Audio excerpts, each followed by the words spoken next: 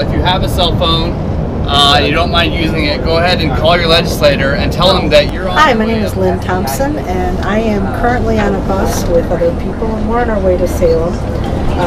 We're hoping that you will come out and join us.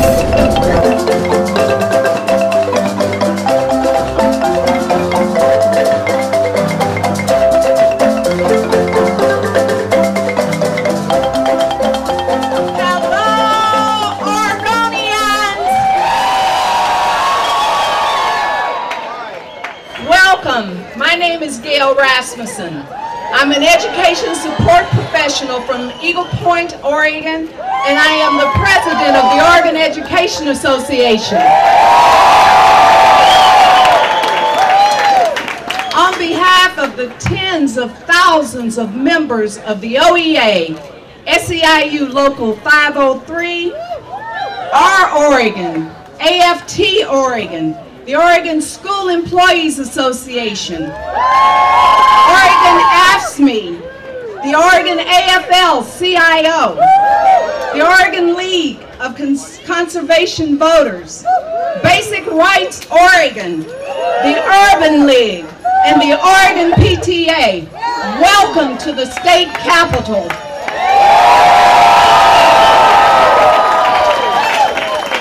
It is wonderful to see so many of you here today, and it is my distinct pleasure to introduce our MC for today.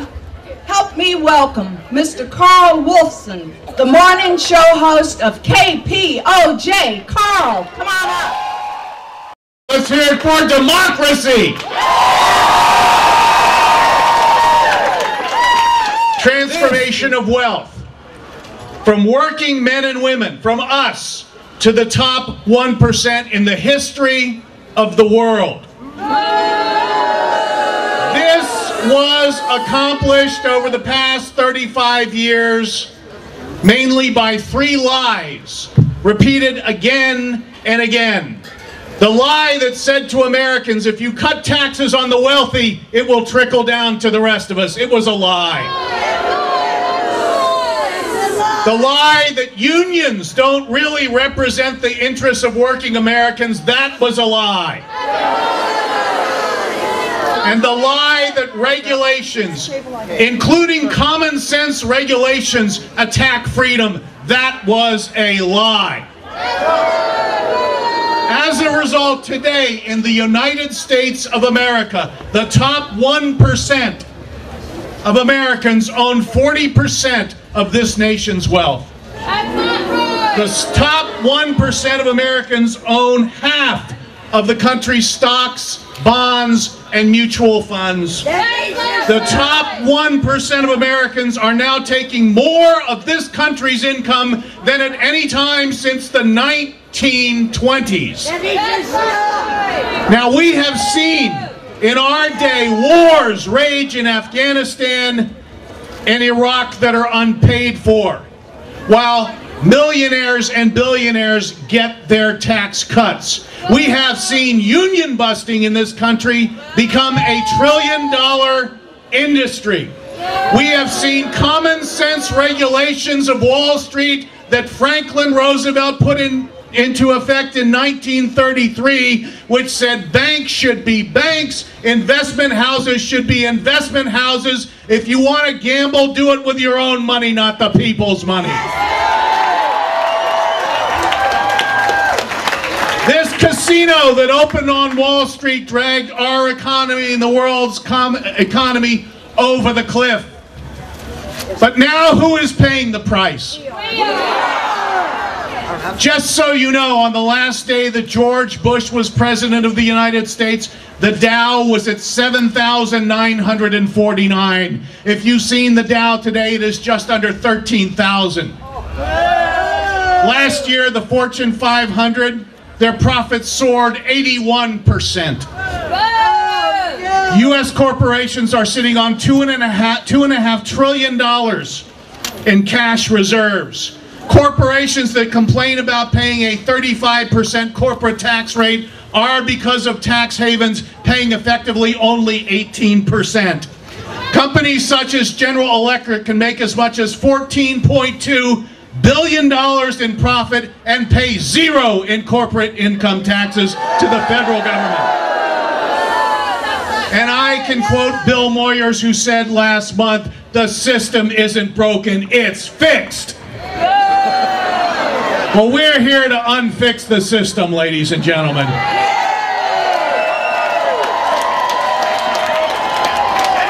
From overturning Citizens United and the corporate cash that keeps this fixed system going, we say to those behind us and those across the country, no more corporate tax breaks for corporations who do not need it.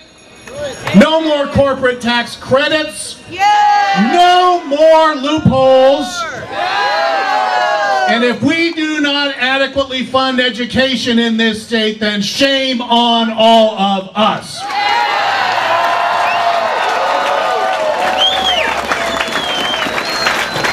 To be blunt about it, the 99% have had it. And we say with one voice today, the time of the 1% is up.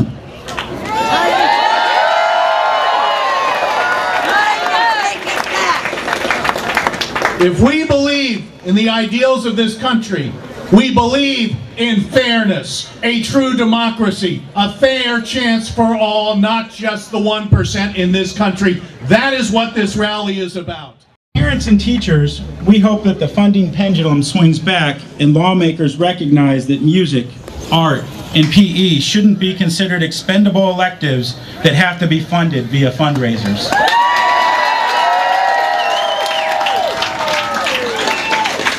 As a teacher, I recognize that graduating seniors have experienced reductions in nearly every year of their schooling. What message are we sending to these young members of our society? As a parent, let me share with you some of my hopes for my sons. I hope that my sons have a vibrant educational experience that isn't always looking around the corner as to what will be cut next.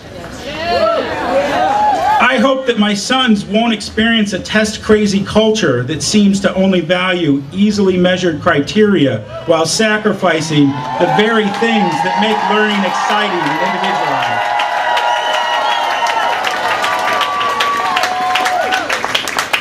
I hope that my son's teachers feel empowered to create a diverse and rich curriculum that utilizes their professional talents, not some canned curriculum mandated by those who haven't been in the classroom.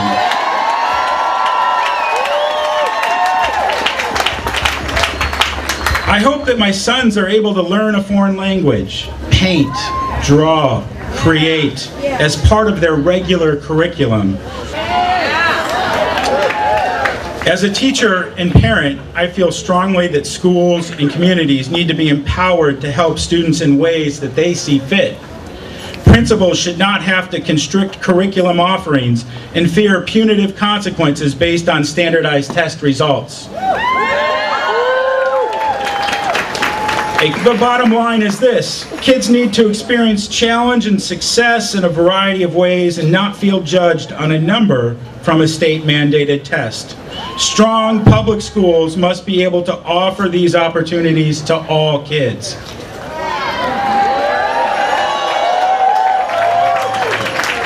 My wife and I are proud, active members of the Portland Association of Teachers.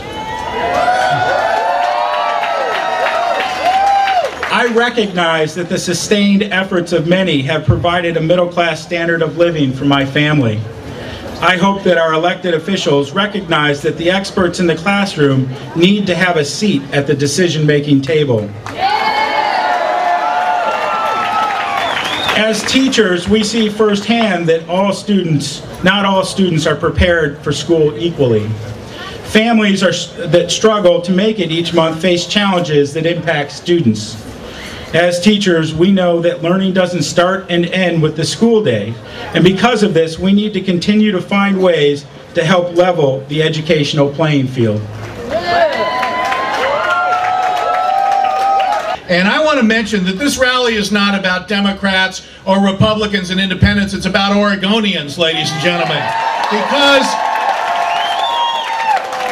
all of us want good, strong schools. My 9-year-old son, Sam, is lucky enough to attend my husband's school.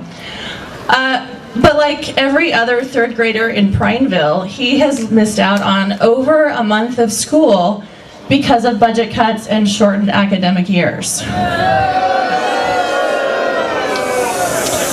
Parents, students, and teachers are rarely consulted when policymakers demand implementation of the next best thing. As a result of this educated input, the great education that my own son is getting is made up primarily of math and reading instruction. Music and technology have been removed from his curriculum not only because of budget cuts, but also because of the high-stakes testing that prioritizes only math and reading.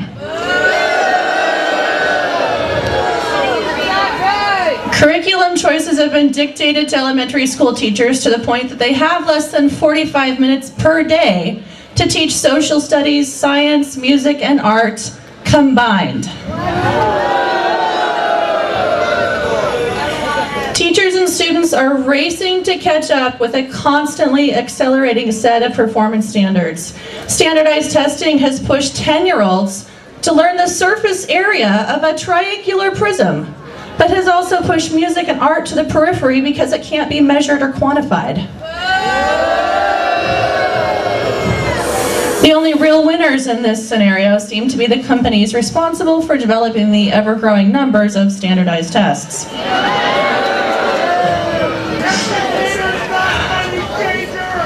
It's no wonder that many corporate-funded initiatives are aimed at reforming education, but looking at the current state of the economy, it doesn't appear that the corporate reform model was appropriate for the financial market, the technology industry, or the housing market either. So I encourage corporate reformers to clean their own house before foisting their ideas into the world of education.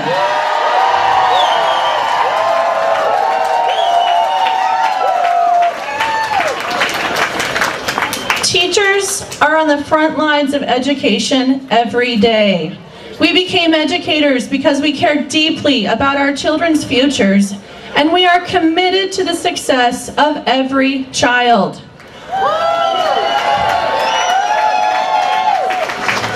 Our classroom experience has taught us that the only way to guarantee our children's future and our own is to put students, not corporations, at the center of education reform.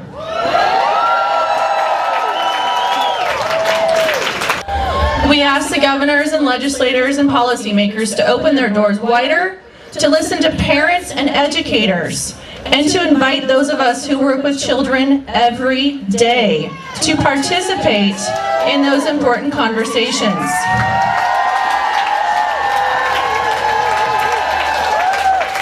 Every student in Oregon deserves access to a quality education. They need teachers who are valued and trusted to do what they know best, and that is to educate the whole child. Who's here for labor? And who's here for working families? My name is Mike Ali, and I have been part of the Beaverton School District family as a classified employee for over 14 years. Today, like the many state capitol rallies in the past, speakers like me talking about public education have steadfastly and passionately told their stories about the impact that unstable and inadequate education funding has on Oregon students. There is, however, another less mentioned impact caused by a constant underfunding of public education, and that is the economic impact of tens of thousands of education staff working in Oregon schools and post-secondary institutions. And when I use the term education staff, I am speaking of administrators, teachers, and the 35,000 classified personnel that work in Oregon's school education system. Currently, my school district is facing a $40 million budget deficit for the coming year. This is in addition to massive budget reductions implemented over the last 3 years, totaling over $100 million. When budget decisions are made, the cumulative loss of revenue will dramatically impact all of our students and staff. Through all the cuts, there are two things that have not changed. First, work of educating our students. And secondly, the expectations of parents and the public at large that have been told by politicians and others that less people can do more work in less time and maintain and even improve the quality of education provided. That may be an effective soundbite, but it is not the truth.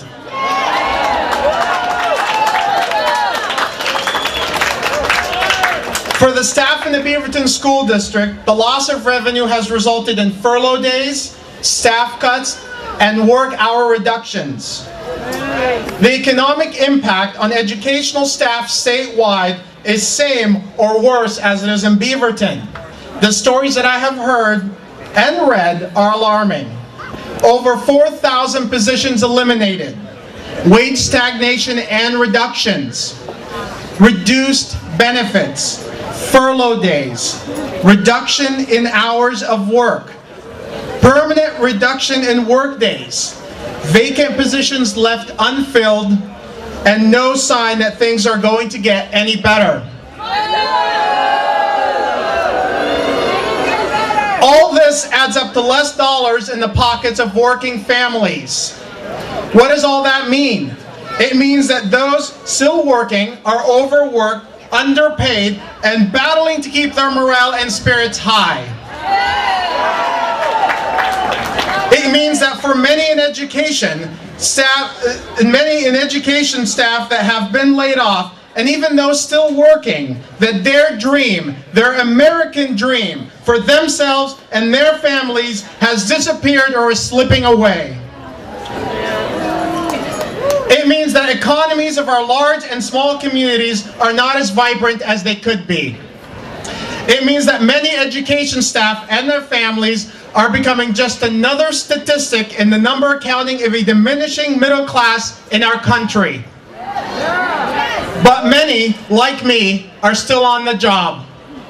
What keeps us going is our passion for the work we do and the hopes we still have that our elected representatives will stop setting up education for failure and start funding education to meet the mandates and expectations of Oregon's public education system.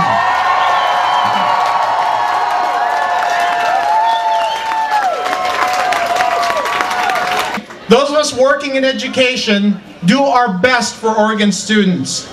I'm here today to demand that our elected representatives do the same, and not just for education, but for all public services and for all working families. Let us keep the American dream alive for everyone. Thank you. Probably know state employees has been under constant attack by the legislation because they feel that we are the blame of the budget crisis. I'm here to tell you that that is not the case. The sacrifices that we have made over the last years has been many. As many of my coworkers know that we have taken furlough days. Our pay has decreased, our benefits has been slashed, and when services of our seniors get cut, we get the blame. Our seniors or our children often are suffering the consequences of this budget crisis. As a state employee, again, I've taken furlough days. My caseload has nearly doubled in the last 2 years. We want to be part of the state that gets it right. Yes. We want to be part of the solution in a state that takes care of our seniors and our children. Yes. We cannot afford the programs that saves money to be slashed, like for example, adult foster homes. We cannot afford to have seniors be in an institution. Yes. It doesn't make sense to me. It doesn't make sense to my coworkers. I understand that it represents the numbers in the state budget, but for me, it represents a senior, an 86 years old client who is trying to be independent in her own home. We must be part of the solution. In Washington, we're used to a congressional dysfunctional. Here in Oregon, we expect better of the people of this building. One of the House leaders is preventing a vote on 2 bills that will reduce healthcare costs unless he gets his way on things that has nothing to do with healthcare. Some leader, I can't tell you the name. You'll have to figure it out. My name is Margie Kingsley. Hi. Due to Crohn's disease, I had to retire young from a career that I loved. Traveling today, even from Portland, required careful planning and a caring, patient person to drive me here. After I return home, it'll take me a few days and a lot of rest to recover. I've lived in public housing for 15 years. I'm able to live alone in a small apartment because I receive Social Security disability and the services of an in-home care worker. Her name is Beth, and she is a loving, compassionate woman who respects my personal space and understands my health problems. She helps keep my home, my clothes, and me clean and safe.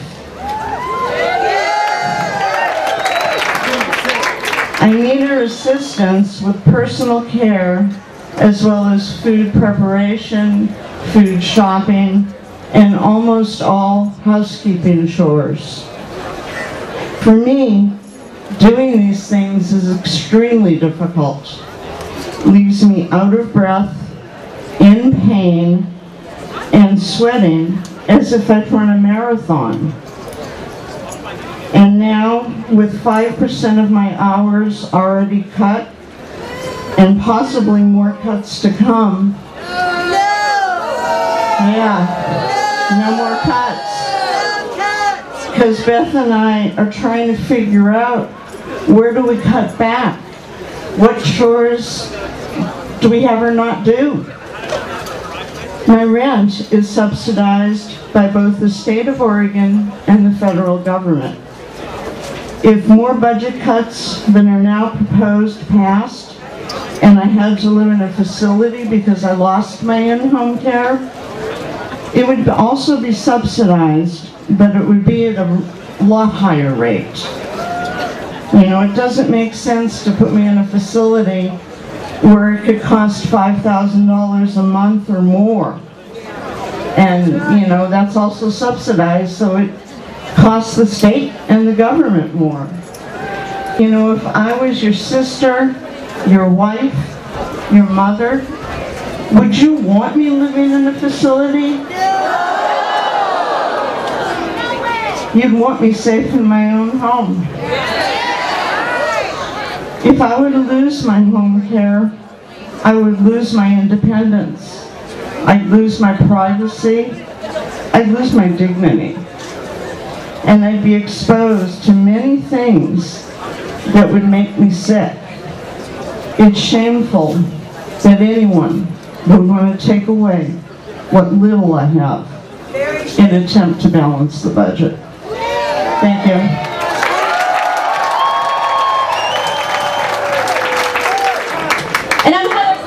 Executive Director of SEIU Local 503. We're here today because we believe in a just society. A society where we take care of our seniors and people with disabilities. A society where we have our parks and our forests. A society where we maintain our roads. And the workers who provide those services are treated with dignity and respect and are given the resources to do those jobs. That's why we're here today to demand that we have a better future for Oregon, for ourselves, for our kids, and for all of us who do the work to make Oregon what it is. Thank you.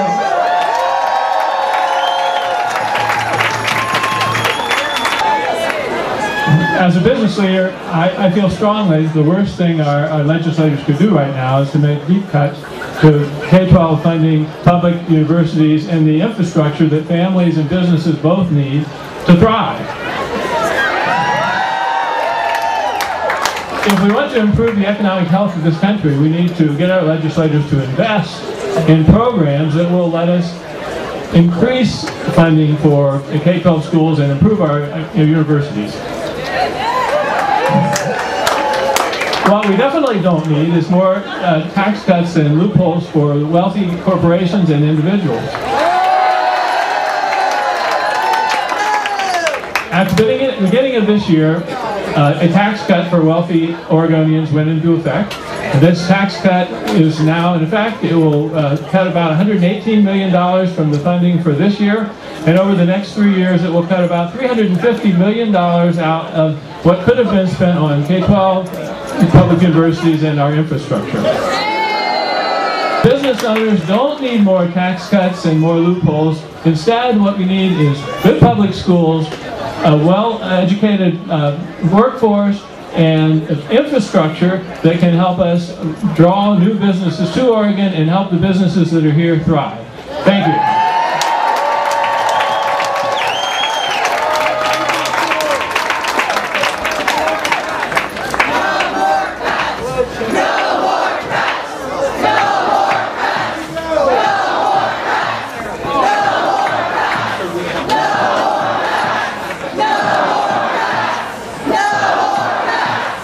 We have a strong, healthy union movement in Oregon. And I'm so pleased to welcome the president of SEIU Local 503, Linda Bergen. Now I'm here to basically tell you what's next on the agenda. We're gonna march around the Capitol and through the Capitol.